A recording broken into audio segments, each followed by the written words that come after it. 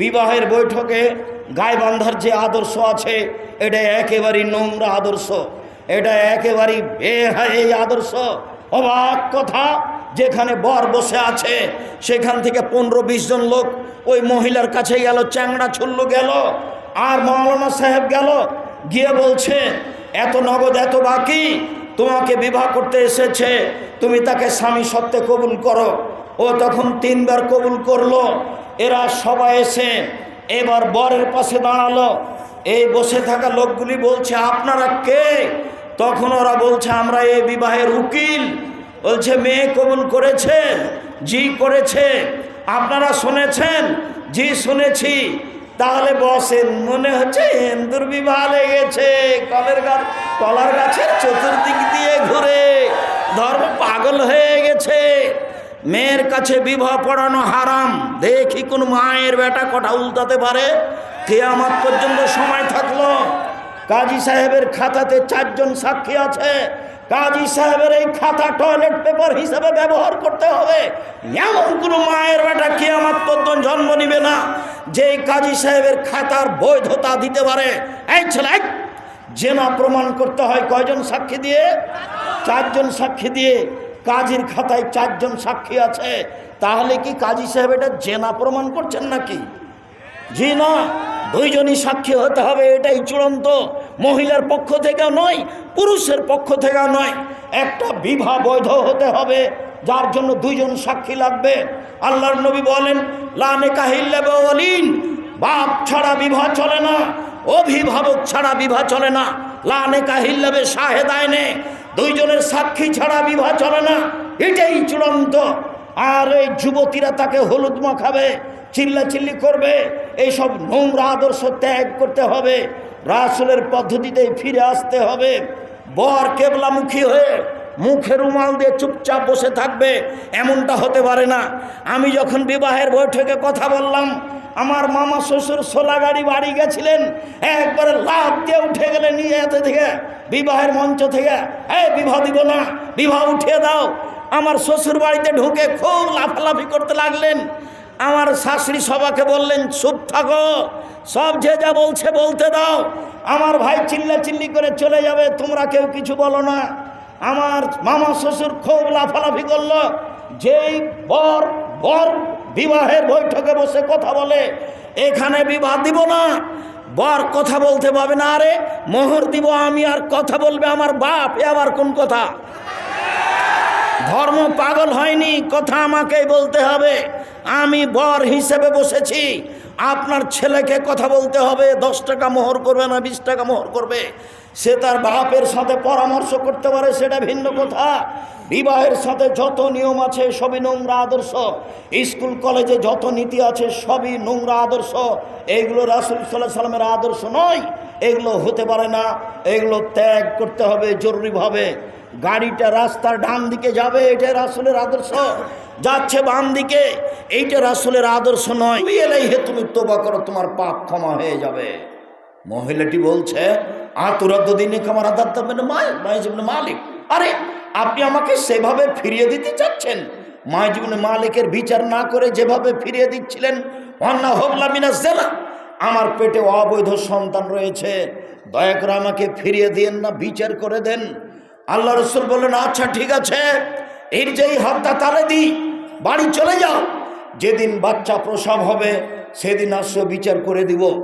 মহিলা বাড়ি চলে গেল, সন্তান জন্ম নিয়েছে, মুসলিম গ্রন্থে এসেছে সবে মাত্র বাচ্চা প্রসব হয়েছে, সেই বাচ্চাকে ন্যাকড়ায় জড়িয়ে নিয়ে এসে রাসূলের দরবারে বলছে আল্লাহ রাসূল, দেখেন বাচ্চা প্রসব হয়েছে, বিচার করে দেন।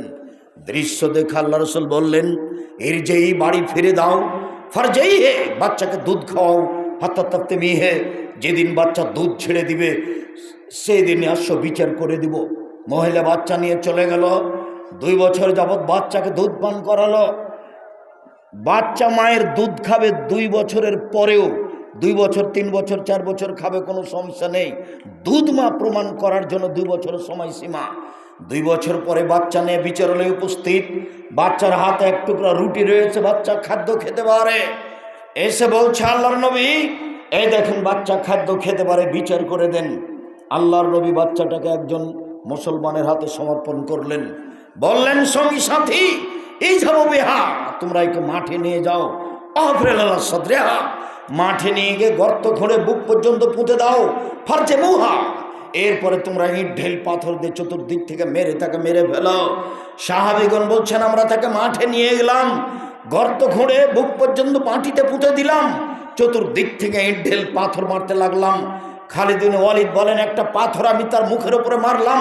ফাতানাজ্জাহা দামুল ওয়াজহি খালিদ, পাথরটা মুখে লেগে মুখ ফেটে রক্ত ছিটে খালিদের গায়ে লাগলো। ফাসাব্বাহা, খালিদ তাকে গালি দিয়ে বসলেন, ছিছি, একজন জেনাকারিনী মহিলার গায়ের রক্ত আমার গায়ে লাগলো। এরকম কথা তিনি বললেন। আল্লাহ রাসূল বলেন, মাহলেনে খালিদ, খালিদ থামো, তুমি তাকে গালি দিও না। এই মহিলা এত ক্ষমা ভিক্ষা চেয়েছে, আল্লাহর দরবারে এত কান্নাকাটি করেছে, সারা মদিনার সমস্ত লোকের উপরে যদি এই তোবা ভাগ করে দেওয়া হয়, সবার পাপ ক্ষমা হয়ে যাবে। শোনো খালিদ, বড় থেকে বড় পাপী যদি এইভাবে তোবা করে, তাহলে তার পাপ ক্ষমা হয়ে যাবে। খালিদ, তুমি তাকে গালি দিও না। আল্লাহ রাসূল তার জানাজা করলেন, কাফন দাফন করলেন, কিন্তু আল্লাহ রাসূল তাকে বলতে পারলেন না, যাও তোমার পাপ ক্ষমা হয়ে গেছে, তোমার বিচার হবে না। এই কথা তিনি বলতে পারলেন না। তার মানে বিবাহ করার পরে জেনায় লিপ্ত হলে তাকে বাঁচানোর কোনো পথ পৃথিবীতে নেই। সম্মানিত দিনী ভাই বোন, বলছিলাম, পৃথিবীর মানুষ দুইটা জিম্মেদারি নাও। আমি তোমাকে জান্নাতে নিয়ে যাওয়ার জন্য জিম্মেদারি নিলাম। এক, মুখ কন্ট্রোলে রেখো। দুই, জেনায় লিপ্ত হয়েও না। কিভাবে জান্নাতে নিয়ে যেতে হয় সেটা আমি দেখব। 1 মিনিট। রাসূল সাল্লাল্লাহু আলাইহি ওয়াসাল্লাম বলছেন, সঙ্গী সাথী, বলতে পারো মানুষকে পিছন দিক থেকে ধাক্কা মেরে জাহান্নামে নিক্ষেপ করে কি? সঙ্গী সাথী, বলতে পারো মানুষকে পিছন দিক থেকে ধাক্কা মেরে জাহান্নামে নিক্ষেপ করে কি? সঙ্গী সাথী, বলতে পারো মানুষকে পিছন দিক থেকে ধাক্কা মেরে জাহান্নামে নিক্ষেপ করে কি? এ কথা বলতে বলতেই ফাঁকা জেলে সেনাহু, জিভাটা ধরে নিয়েছেন। জিভা মানুষকে পিছন দিক থেকে ধাক্কা মেরে জাহান্নামে নিক্ষেপ করে। সম্মানিত দিনী ভাই বোন, মহান আল্লাহ বলেন, তোমরা নিজেদেরকে জাহান্নাম থেকে বাঁচাও, পরিবারকে জাহান্নাম থেকে বাঁচাও। সম্মানিত দিনী ভাই বোন,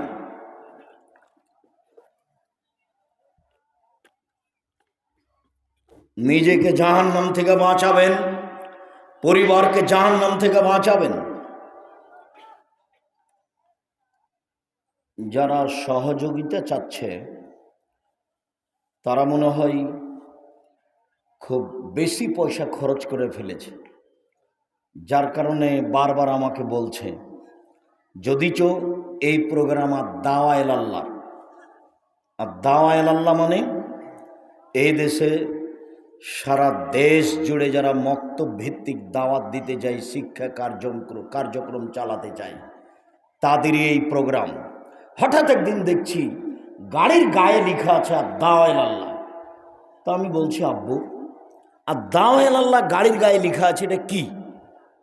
বলছি, আব্বু, আমি মনে করলাম আপনাকে দীর্ঘদিন থেকে আমি বক্তব্য দিতে দেখছি, আর আমি দারুল উলুম দেওবন্দে পড়াশোনা করেছি, মদিনা বিশ্ববিদ্যালয়ে পড়াশোনা করেছি, লন্ডনে পড়াশোনা করেছি, আমি ইটালি, ইউরোপ ঘুরে দেখেছি।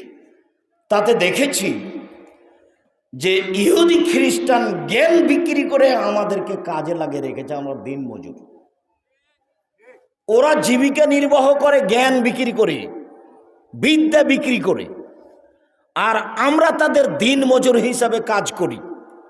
তা আমার মাথায় জাগলো, জ্ঞান কিভাবে অর্জন করতে হবে এর মাঠে আমি আগে, এই ব্যাপারে আমি আগে মাঠে নামব। তাতে আমি সিদ্ধান্ত নিলাম, সারা দেশ জুড়ে শিক্ষা কার্যক্রম এবং দাওয়াতি কার্যক্রম মসজিদ ভিত্তিক করব ইনশাআল্লাহ। আমি বললাম, আব্বু, সিদ্ধান্ত তোমার ঠিক। আমি 33 বছর যাবৎ দাওয়াত দিয়ে আসছি, আমার কথা মানুষ মেনে চলে, এ কথাই ঠিক। কোটি মানুষ প্যান্টটা কেটে টাকনুর উপরে করেছে, কথাই ঠিক। কোটি মানুষ তার পরিবারকে সুন্দর করেছে, পর্দায় নিয়ে এসেছে, এ কথাই ঠিক। হাজারো কোটি মানুষ বাড়িতে ছবি মূর্তি ভেঙে ফেলেছে, এ কথাই ঠিক। হাজারো পুরুষ নারী দাড়ি ছেড়েছে, পুরুষেরা নারীরা পর্দা করেছে, এ কথাই ঠিক। এরপরে আমি সমাজের সাথে মিলে আছি। সমাজ ঠান্ডার সিজনে বক্তব্য দেয়, গরমের সিজনে দেয় না। আমিও ঠান্ডার সিজনে বক্তব্য দিই, গরমের সিজনে দিই না। তাহলে আমিও কি সিজনাল বক্তা? তাই তো আব্বু, জনগণ টাকা চেয়ে নিয়েছে, আমি টাকা চেয়ে নিইনি, তবে মানুষে দিয়েছে, তখন আমি টাকা নিয়েছি, কোনোদিন টাকা না করিনি। তাহলে আমিও কি সিজনাল বক্তা? আব্বু, আমি যখন কোনো প্রোগ্রামে গেছি সেখানে দেখেছি দোকানপাট, বাড়ি ঘর, পুরুষ নারী, দুলাভাই ভগ্নিপতি বোন, বাড়ি ভর্তি একাকার। কিসের দিন প্রচার আর কিসের দাওয়াতি কাজ চলছে? সারাদিন মেলা, হিন্দুদের মেলার মতো। তাহলে কি আমিও পরিস্থিতির সাথে মিশে আছি? আব্বু, তুমি ঠিক সিদ্ধান্ত নিয়েছ। মসজিদ ভিত্তিক এদেশে শিক্ষা কার্যক্রম চালু করতে হবে, দাওয়াতি কাজ চালু করতে হবে। ইনশাল্লাহ আমি তোমার সাথে আছি। এই দেশের মাটিতে শিক্ষা কার্যক্রম মসজিদ ভিত্তিক একদিন পুরো দেশে গড়ে উঠবে, ইনশাল্লাহ গড়বেই গড়বে। সেই সুবাদে আজকে কোচা শহর নয়ার হাটে আদ-দাওয়া আল্লাহর পক্ষ থেকে এই প্রোগ্রাম, আমি আদ-দাওয়া আল্লাহর প্রোগ্রামে এসেছি। আপনাদের প্রোগ্রামে আমি দাওয়া আল্লাহর প্রোগ্রামে এসেছি। সম্মানিত দিনী ভাই বোন, আমার মনে বড় সাধ, আমি এই দেশের মাটিতে উন্নত মানের প্রতিষ্ঠান গড়বই গড়ব ইনশাআল্লাহ, যেখানে ছেলে মেয়ে বাংলা, ইংরেজি, আরবি উন্নত মানের শিক্ষা অর্জন করে জাতির অন্যায়ের বিরুদ্ধে লড়বে, মুখে কলমে মিডিয়ায় লড়বে ইনশাআল্লাহ। সেটাই জামিয়া সালাফিয়া, শিরক মুক্ত প্রতিষ্ঠান জামিয়া সালাফিয়া, বিদআত মুক্ত প্রতিষ্ঠান জামিয়া সালাফিয়া, দল মুক্ত প্রতিষ্ঠান জামিয়া সালাফিয়া, হিংসা মুক্ত প্রতিষ্ঠান জামিয়া সালাফিয়া, বিদআত মুক্ত প্রতিষ্ঠান জামিয়া সালাফিয়া, দলাদলি এবং হিংসা বিদ্বেষ এইসব কিছু মুক্ত প্রতিষ্ঠান জামিয়া সালাফিয়া, দেশের সর্ববৃহৎ সর্বোচ্চ প্রতিষ্ঠান জামিয়া সালাফিয়া। এই জামিয়া সালাফিয়া প্রায় ৫,০০০ ছেলে মেয়ে পড়াশোনা করে। ৪১০ জন এতিম আছে, ৩০০ জন শিক্ষক শিক্ষিকা আছেন, যাদের প্রতি মাসে বেতন লাগে ৩২ লক্ষ। বিদেশি শিক্ষকদের প্রতিষ্ঠান ভরপুর। কিছুক্ষণ আগে যিনি কথা বলছিলেন তাকে বুঝতে পারছিলেন না সাইজে খাটো হলে কি হবে। তাকে এদেশে লালন পালন করতে প্রতি মাসে প্রায় লাখের মতো খরচ হয়। অনেক বেতন, তাদের থাকা ভিন্ন, খাওয়া ভিন্ন। ওরা আমাদের হোটেলে খায় না, ওরা আমাদের সাথে খায় না, এরা ভিন্ন খায়, ভিন্নভাবে থাকে। এর নাম হাসানুল বান্না। ইন্ডিয়ার মানুষ জামিয়া সালাফে বানারসে পড়েছে, মদিনা বিশ্ববিদ্যালয়ে পড়েছে, এদের রেজাল্ট খুব ভালো। সামনে জানুয়ারিতে জামিয়া সালাফিয়া ডাঙ্গিপাড়া পাওয়া রাজশাহীতে 2 জন মদিনা বিশ্ববিদ্যালয়ের শিক্ষক শিক্ষকতা করবেন, তার নাম জামিয়া সালাফিয়া। আমার মনে বড় সাধ, আমি এই দেশের মাটিতে উন্নত মানের প্রতিষ্ঠান গড়বই গড়ব ইনশাআল্লাহ। সেটাই জামিয়া সালাফিয়া। জামিয়া সালাফিয়া ডাঙ্গিপাড়া পাওয়া রাজশাহী, জামিয়া সালাফিয়া হাটাবো বীরহাটা রূপগঞ্জ নারায়ণগঞ্জ ঢাকা, জামিয়া সালাফিয়া তেঘরা বিরল দিনাজপুর, জামিয়া সালাফিয়া 6 মাইল বাবুগঞ্জ বরিশাল। 4টা দেশে চলমান প্রতিষ্ঠান রয়েছে। জমি কিনা আছে আপনার চট্টগ্রামে, জমি কিনা আছে নোয়াখালীতে, জমি কিনা আছে সিলেটে, জমি কিনা আছে আপনার কুষ্টিয়ায়। এইসব জায়গায় অচিরেই জমি কিনা আছে ময়মনসিংহে। এইসব জায়গায় অচিরেই জামিয়া সালাফিয়া গড়ে উঠবে। এই দেশে জামিয়া সালাফিয়া নামে প্রতিষ্ঠান গড়ে ভরপুর করবো ইনশাআল্লাহ। সম্মানিত দিনী ভাই বোন, তারই একটু বড় শাখা হচ্ছে আদ-দাওয়া ইলাল্লাহ। মনে রাখতে হবে আপনাদেরকে, দাওয়া ইলাল্লাহ এবং জামিয়া সালাফিয়া কোনো বৈদেশিক পয়সাই চলে না, কোনো ব্যক্তি দিয়ে চলে না। আমি আর আপনি সাধারণ মানুষ, আমরাই সহযোগিতা করে থাকি। 10 টাকা, 20 টাকা, 50 টাকা, 500 টাকা, এরই মাধ্যমে জামিয়া সালাফিয়া চলে, এরই মাধ্যমে আদ-দাওয়া ইলাল্লাহ চলে। সারা দেশ জুড়ে এরা এই মক্তব চালু করবে ইনশাআল্লাহ। মর্মে ছেলেরা আপনাদের হাতে সামনে আসলে নিম্নে 10 টাকা, ঊর্ধ্বে 50 টাকা, 500 টাকা, 100 টাকা দিয়ে তাদের সহযোগিতা করবেন। সম্মেলন কেন, এই কোচা শহরের নয়ারহাটের এই প্রোগ্রাম দিয়ে এই দেশে প্রত্যেকটা জেলায়, প্রত্যেকটা থানায়, প্রত্যেকটা গ্রামে আর দায়ের আল্লাহ গড়ব ইনশাআল্লাহ। মসজিদ ভিত্তিক দাওয়াতের ব্যবস্থা করব ইনশাআল্লাহ। সম্মানিত দিনী ভাই বোন, ছেলেরা আপনাদের সামনে আসলে ফিরিয়ে দিবেন না। 10টা টাকা হলেও, 5টা টাকা হলেও ফিরিয়ে দিবেন না। যার কাছ থেকে ফিরে যাবে ওই পরিমাণ তার টাকা ক্ষতি হয়ে যাবে। ওটা আমি বলিনি, ওটা মুহাম্মদ সাল্লাল্লাহু আলাইহি ওয়াসাল্লাম বলেছে। আর যেটুকু আপনি দিবেন সেইটুকু আল্লাহ পূর্ণ করে দিবেন, এটা যেন মাথায় থাকে। আর কেউ নড়াচড়া করতে পাবেন না। ছেলেরা আপনাদের সামনে যাবে, তারা আপনাদের পাশ দিয়ে চলে যাবে। আমি আপনাদের সাথে কথায় রয়েছি। সম্মানিত দিনী ভাই বোন, আপনি আপনার পরিবারকে জাহান্নাম থেকে কিভাবে বাঁচাবেন আমার দিকে লক্ষ্য করুন। লোকমান হাকিম বলেন, বুনাইয়া লা তুশরিক বিল্লাহ, আব্বু আল্লাহর সাথে শিরক করো না। শিরক মুক্ত পরিবার গড়তে হবে, তাহলে আপনি আপনার পরিবারকে জাহান্নাম থেকে বাঁচাতে পারবেন। বাংলাদেশে এমন একটা দেশ যেখানে শিরক চলে বিপদ সীমার উপর দিয়ে। অফিস, আদালত, কোর্ট কাছারি, শিক্ষা প্রতিষ্ঠান, বাড়ি ঘর, গ্রামগঞ্জ সব কিছু শিরকে ভরপুর। বোনাইয়া, শিরক থেকে বেঁচে থাকো।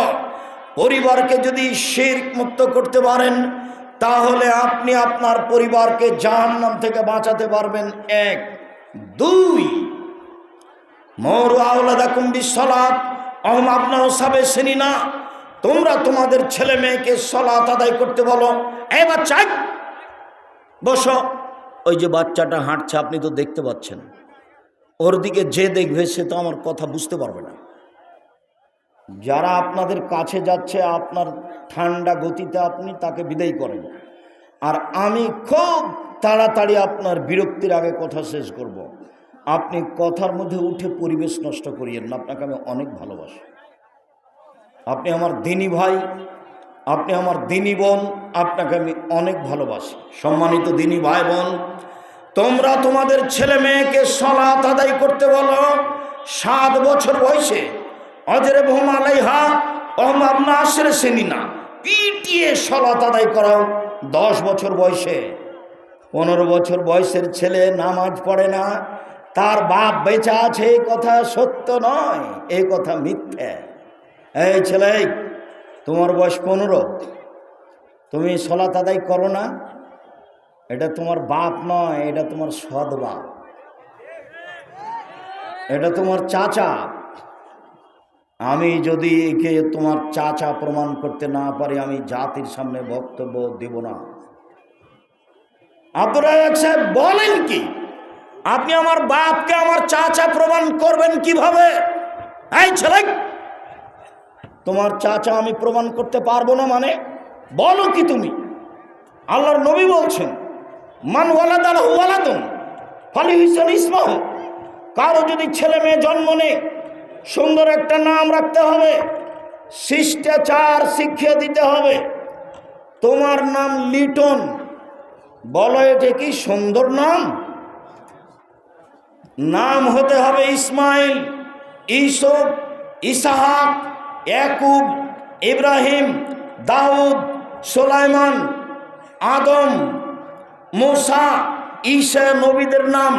নইলে হবে আব্দুল্লাহ, আব্দুর রহমান, আব্দুর রহিম, আব্দুল সত্তার, আব্দুল জব্বার, আব্দুল মালিক, আব্দুল খালিক, আব্দুল গনি, গণবাচক নাম হবে। তোমার নাম লিটন হলো কি করে? তুমি এটা তার প্রমাণ দাও। তুমি আজকে বলে দিও বাড়িতে গিয়ে, আসসালামু আলাইকুম আব্বা, আপনি নাকি আমার সৎ বাপ, বলে দেখো দেখি কি বলেন উনি। তুমি বলে দেখো আপনি নাকি আমার চাচা, নইলে আমার নাম লিটন কেন, কোন হিসাবে আমার নাম লিটন হলো? তোমার বাপের বুঝানোর কোনো পথ আমার কাছে নেই। তোমার বাপ যদি আমাকে বুঝাতে পারে, আজ থেকে আমি জাতির সামনে সালাম দিয়ে চলে যাবো, আর কোনোদিন বক্তব্য দিতে আসবো না। একটা ছেলে আমার সাথে সালাম দিতে এসেছে, তার কানে ইয়ারফোন লাগা আছে। তুমি কি মনে করছো এর বাপ বেঁচে আছে? অসম্ভব হতে পারে না। আল্লাহর নবী বলছেন, আইনানে তাজনানে জেনা হুমান নাজর, দুই চোখের জেনা হচ্ছে চোখ দিয়ে দেখা। অলোজনানে জেনা আমল ইস্তেমা, দুই কানের জেনা হচ্ছে কান দিয়ে শোনা। অলিয়াজ জেনা হাল বাদশা, হাতের জেনা হচ্ছে হাত দিয়ে ধরা। আর রিজিল জেনা হাল মাসি, পায়ের জেনা হচ্ছে পা দিয়ে চলা। জেনাল কালতাতামনতাস্তাহি, অন্তরের জেনা হচ্ছে পরিকল্পনা করা। এগুলো সব জেনা। তাহলে এই ছেলেটার কানে ইয়ারফোন লাগা আছে, তার মা দেখতে পায়, তার বাপ দেখতে পায়। আসলেই কি সেটা মা? আসলেই কি সেটা বাপ? জন্ম দিতে পারলে মা হওয়া যায় না, প্রসাব করাতে পারলে মা হওয়া যায় না।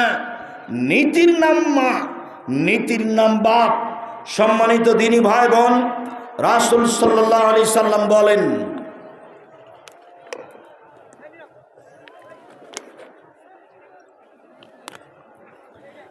মুরু আওলাদাকুম বিসসালাত ওয়াহুম আবনাউ সাবঈ সিনিনা, তোমরা তোমাদের ছেলে মেয়েকে সালাত আদায় করতে বলো যখন তার বয়স 7 বছর। পিটিয়ে সালাত আদায় করাও যখন তার বয়স 10 বছর। 15 বছর বয়স হয়েছে, সালাত আদায় করে না, তখনও বাপ বেঁচে আছে, এই কথা ঠিক নয়।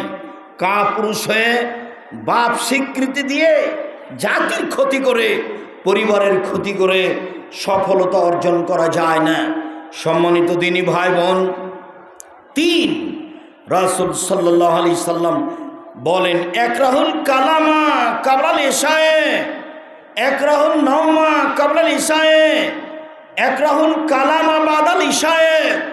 আল্লাহর নবী এশার সালাতের পূর্বে ঘুমিয়ে যাওয়াকে ঘৃণা করতেন, এশার সালাতের পরে কথা বলাকে ঘৃণা করতেন। যেই পরিবারে এশার পরে গল্প হয়, যার ছেলে মেয়ে দোকানে বসে আড্ডা পিটে যেখানে সেখানে বসে সময় কাটায়, এর পরিবার আদর্শ পরিবার নয়।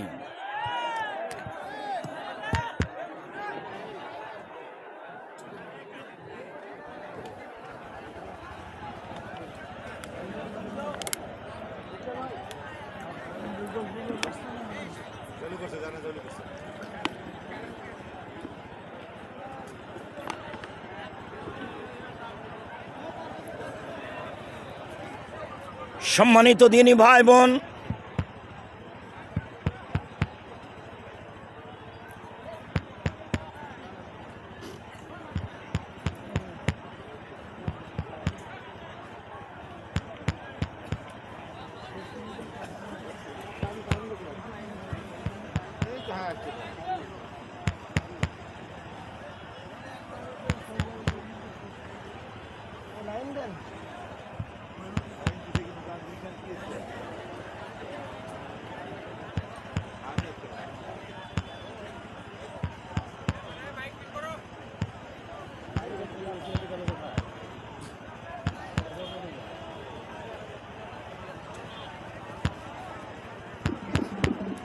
যে বলছিলাম, সম্মানিত দিনী ভাই বোন, কারেন্ট চলে যাওয়ার ফাঁকে যদি কেউ উঠে যাওয়া, যারা টাকা আদায় করছে তারা, এই ব্যতীত কেউ যদি উঠে চলে যান, তাহলে আপনি মনে করিয়েন না যে আমি সফলতা অর্জন করলাম।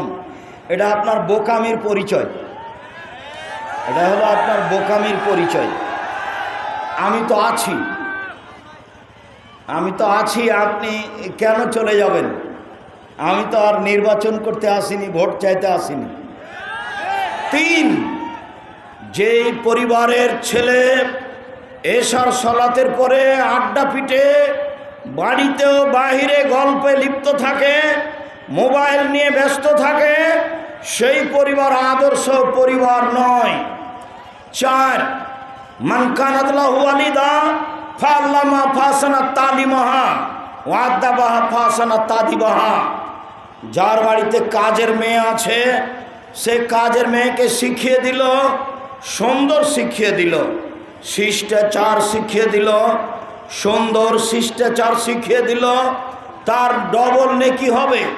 সম্মানিত দিনী ভাই বোন, বিশেষভাবে আমার দিনী বোনেরা যারা মহিলা মানুষ এসেছেন, আপনাদের এখানে আদর্শ পরিবারে অতীব গুরুত্বপূর্ণ কথা এসেছে, একটু থামেন, একবারে মুখটা বন্ধ করে চুপচাপ অপেক্ষা করেন। বলছিলাম সম্মানিত দিনী ভাই বোন, শিখিয়ে দিল সুন্দর, শিখিয়ে দিল শিষ্টাচার, শিখিয়ে দিল সুন্দর শিষ্টাচার, শিখিয়ে দিল। সব শিক্ষা সুন্দর নয়, এই ছেলে, সব শিক্ষা সুন্দর নয়, তাই বললাম না। এবার তোমাদের বলি, কোচা শহর নয়ারহাটের একটা খুব মেধাবী ছেলে লন্ডন থেকে পড়ে এসেছে, বড় ডাক্তার, ঢাকা পিজি হাসপাতালে চাকরি হয়েছে, 3 লক্ষ টাকা তার মাসে বেতন। 1 মিনিট শোনো, সেদিন কোচা শহরে এসেছে, গাড়ি থেকে নামলো, দেখলাম প্যান্ট পরে আছে, প্যান্টটা টাকনোর নিচে আছে, গলায় টাই আছে, দাড়ি চাঁচা আছে, হাতে সিগারেট আছে, এইভাবে গাড়ি থেকে নামলো। একটু পরে দেখা গেল বৌমা গাড়ি থেকে নামলো, গায়ে হালকা হালকা কাপড় আছে। একটু পরে দেখা গেল নাতনি গাড়ি থেকে নামলো, গায়ে তেমন কাপড় নেই। দেখা গেল গাড়ির পিছন দিকে কুকুর আছে। বলো তো, এ কি শিক্ষিত ডাক্তার, কি শিক্ষিত মানুষ?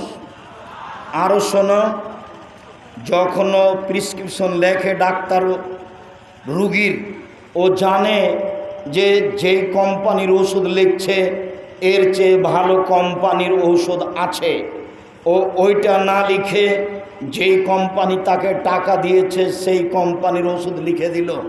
এ কি শিক্ষিত মানুষ? এ ধোঁকাবাজ, এ প্রতারক, এর কাছে সত্য শিক্ষা নেই। তুমি দেখতে যাও, ওর সাথে যেগুলো সহযোগী আছে সব মহিলা মানুষ। কেন কোচা শহরে কোনো পুরুষ মানুষ নেই? সবাই কেন তার সহযোগী মহিলা মানুষ? কেন সে সাধারণ কোম্পানির ওষুধ লিখলো, যে টাকা দিয়েছে, ও যে 3 লক্ষ টাকা মাসে বেতন পায়? এটা শিক্ষা নয়। আল্লাহর নবী বলেছেন শিক্ষা উঠে যাবে, মূর্খতা বর্ষণ হবে, মূর্খতা বেড়ে যাবে, বিদ্যা উঠে যাবে। বিদ্যা উঠে গেছে এ কথাই ঠিক, মূর্খতা বেড়ে গেছে এ কথাই ঠিক। সম্মানিত দিনী ভাই বোন, শিষ্টাচার শিখিয়ে দিল। শিষ্টাচার কি জিনিস? আপনার মোবাইলে রিং হচ্ছে, যদি আপনি বুঝতে পারেন হিন্দু, অন করে দিয়ে বলবেন ধন্যবাদ, জি কি বলছিলেন। আর যদি বুঝতে না পারেন, অন করে আসসালামু আলাইকুম বলবেন। হিন্দু হোক, মুসলমান হোক, বৌদ্ধ হোক, ডোম হোক, চামার হোক, মুচি হোক, মেথর হোক, যে হোক না কেন, আপনি বলবেন আসসালামু আলাইকুম। আপনি বললেন হ্যালো, এটা কোন শিষ্টাচার? হ্যালো বলে কুকুরকে ডাকে। আপনি আমার সাথে কথা বলেন তো দেখি, আমি আপনাকে হ্যালো বলি নাকি? হ্যালো বলে কুকুরকে ডাকে, এ আবার কোন শিষ্টাচার? আপনি আমাকে 1 গ্লাস পানি দিলেন, আমি বললাম থ্যাংক ইউ, ধন্যবাদ। থ্যাংক ইউ ধন্যবাদ বলছে যারা ওই এতে যাচ্ছে, নেপাল যাচ্ছে, ওই সব বেটি ছেলেগুলো বিমানবালারা বলে ধন্যবাদ। আপনি বললেন থ্যাংক ইউ। আপনি যে বললেন থ্যাংক ইউ, বলেন তো এটা কি হলো? কোনো কিছু কি হয়েছে? জিরোর তো দাম আছে। জিরো যদি বাম দিকে দেন কোনো সমস্যা নেই, কিন্তু যদি ডান দিকে দেন তাহলে অনেক দাম বেড়ে যাবে। আপনি থ্যাংক ইউর একটা সামান্যতম কিছু উপকার বের করেন, আর যদি বলেন জাযাকাল্লাহ খায়ের, 1 গ্লাস আপনি পানি দিলেন, প্রতিদান আল্লাহ আপনাকে দিবে। জাযাকাল্লাহ খায়ের আপনি আল্লাহর হাতে প্রতিদান দেওয়ার জন্য বলে দিলেন।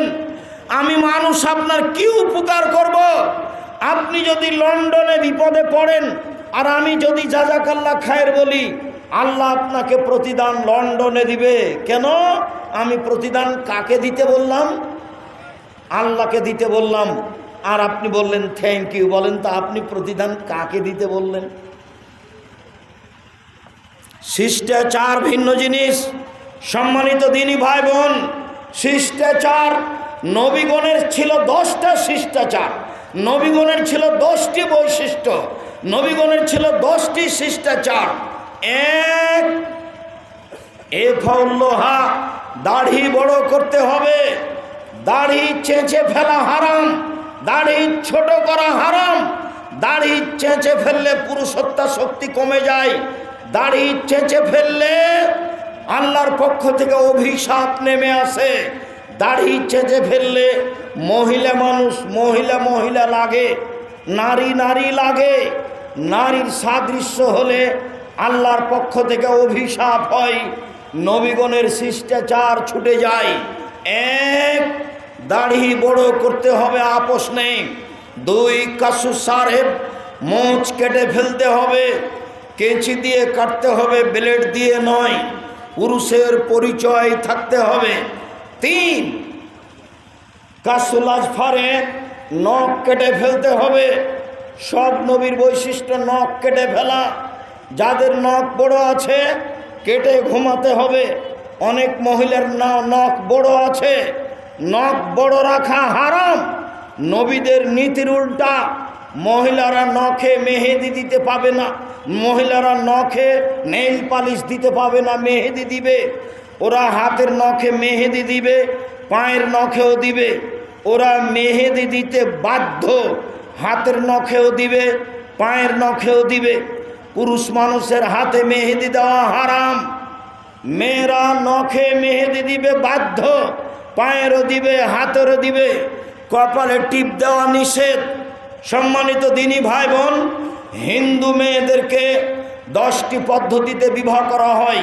তার একটি পদ্ধতি নাম রাক্ষসী বিবাহ। মেয়ের বাপ বিবাহ দিবে না, ছেলে জোর করে বিবাহ করতে চায়। যদি কপালে টিপ দিতে পারে তাহলে বিবাহ হয়ে গেছে। এই টিপ প্রথা এসেছে হিন্দুদের পক্ষ থেকে, কাজে মুসলিম মহিলা কপালে টিপ দিতে পাবে না, নখে নেইল পালিশ দিতে পাবে না। এই জন্য যে ইহুদি খ্রিস্টানদের পতিতালয়ের মেয়েদের বৈশিষ্ট্য নখে নেইল পালিশ দেওয়া। ইহুদি খ্রিস্টানদের পতিতালয়ের মেয়েদের বৈশিষ্ট্য নখে নেইল পালিশ দেওয়া, যার কারণে মুসলিম মহিলা নখে নেইল পালিশ দিতে পাবে না, মেহেদি দিতে হবে। আল্লাহর নবীকে একজন মহিলা একটা পত্র দিলেন। আল্লাহর নবী পত্রটা হাতে নিয়ে বললেন, আমি আদর রাজিলাম মেয়েরা, এই হাতটা মহিলার না পুরুষের? কেন? যদি মহিলার হয় তাহলে মেহেদি নাই কেন, হাতে কেন মেহেদি নেই? এই বলে তিনি তার হাতের নিন্দা করলেন। তার মানে মেহেদি হাতে দিতেই হবে। পুরুষের সুগন্ধি যা দেখতে পাওয়া যায় না, গন্ধ পাওয়া যায়। পুরুষের সুগন্ধি যা দেখতে পাওয়া যায় না, গন্ধ পাওয়া যায়। নারীদের সুগন্ধি যা দেখতে পাওয়া যায়, গন্ধ পাওয়া যায় না। নারীদের সুগন্ধি যা দেখতে পাওয়া যায়, গন্ধ পাওয়া যায় না। বিউটি পার্লারে যা কিছু আছে সব কিছুই মহিলারা ব্যবহার করতে পারে, তবে বাড়িতে বিউটি পার্লারে গিয়ে ব্যবহার করতে পারে না। মহিলাদের বৈশিষ্ট্য, নবীদের বৈশিষ্ট্য। রাসূল সাল্লাল্লাহু আলাইহি ওয়াসাল্লাম বলেন, মহিলারা দাঁত ছিলে সুন্দর করতে পাবে না, মহিলারা ভুরু তুলে চিকন করতে পাবে না, চিরদিনের জন্য হারাম। মহিলারা ব্রেসিয়ার ব্যবহার করে নিজেকে কম বয়সের প্রমাণ করতে পাবে না, উঁচু স্যান্ডেল পরে নিজেকে লম্বা প্রকাশ করতে পাবে না। এইগুলো সব প্রতারণা। রাসূল সাল্লাল্লাহু আলাইহি ওয়াসাল্লাম কঠোরভাবে নিষেধ করেছেন। নবীগণের বৈশিষ্ট্য, বগলের লোম উঠিয়ে ফেলা। পুরুষ নারী একই হুকুম, ছাই দিয়ে হোক, যেভাবে সম্ভব পুরুষ নারীকে বগলের লোম উঠিয়ে ফেলতে হবে।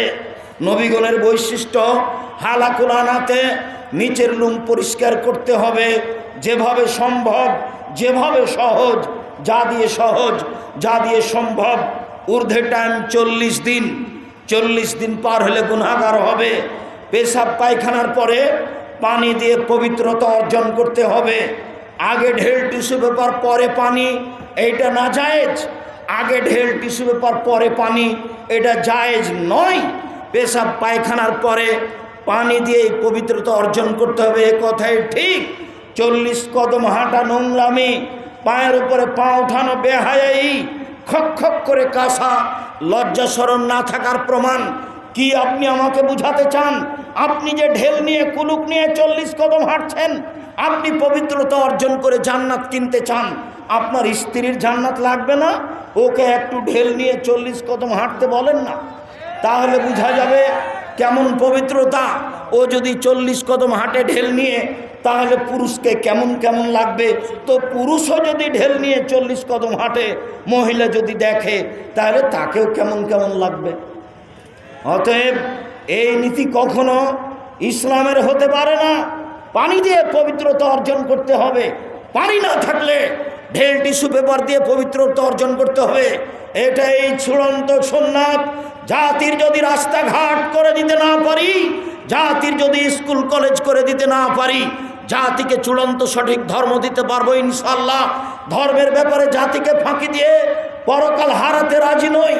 এরকম পদক্ষেপ কোনোদিন নিইনি, এরকম পরিকল্পনা কোনোদিন করিনি, ভবিষ্যতেও করবে এমনটা নয়। অতএব দিনী ভাই বোন, যা বলছি তার উপরে দৃঢ় আস্থা রাখবেন। তবে আমি মানুষ, কোনো জায়গাতে ভুল ত্রুটি থাকতেই পারে। যদি ভুল হয়ে যায় তা আমি ছেড়ে দিতে বাধ্য থাকব। তবে শতবার দেখা আছে, আপনি মনে রাখবেন, পেশাব পায়খানা করে পানি দিয়ে পবিত্রতা অর্জন করতে হবে, এ কথাই ঠিক। পানি না থাকলে ঢিল টিস্যু পেপার ব্যবহার করতে হবে। পুরুষ নারী একই ব্যাপার, এ কথাই ঠিক। বলছিলাম, সম্মানিত দিনী ভাই বোন, শিক্ষা সুন্দর শিক্ষা, বিদ্যা সুন্দর বিদ্যা, আদর্শ সুন্দর আদর্শ। সব আদর্শ সুন্দর নয়। থ্যাংক ইউ আদর্শ সুন্দর নয়। টাটা বাই বাই এটা আদর্শ, এটা আদর্শ সুন্দর নয়। খ্রিস্টানি আদর্শ, এইগুলো আদর্শ গ্রহণ করা যাবে না। সম্মানিত দিনী ভাই বোন, মানুষ যারা বেশি ধনী বিত্তশালী, তাদের দেখে সালাম দিতে হবে, এ আদর্শ সুন্দর নয়। রাখাল কিষান ছোট বড় মুচি মেথর সবকে সালাম দিতে হবে। যদি হিন্দু হয় ধন্যবাদ, যদি চিনতে না পারি সালাম দিব, সে যেই হোক না কেন। আদর্শ রাসূলের গ্রহণ করার জন্য অনুরোধ জানাচ্ছি।